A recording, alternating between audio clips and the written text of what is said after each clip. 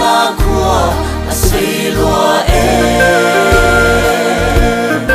itel lo chuan cha lai ban zai ta rel thei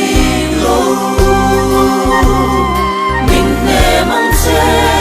o san dam tu du ta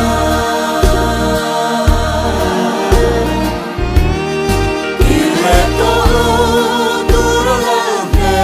na chol to ten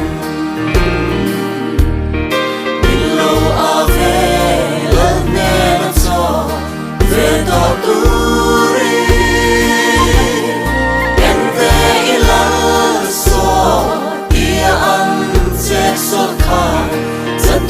na kan chol nan mun na peih ta min he mang che o kalal lung loi ne tu te ariang hi ka cha na khua a sei lua itel lo chuan cha lai ban zai ka rel thei lo min ne mang che o san dam tu du ta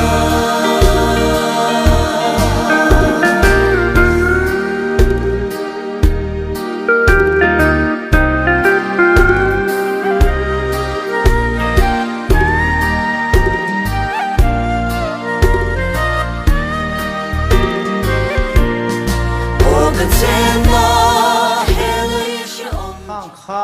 yang chinge kan man dal phiju ka shelova saha lo tin tum tak tak lo aphur thuta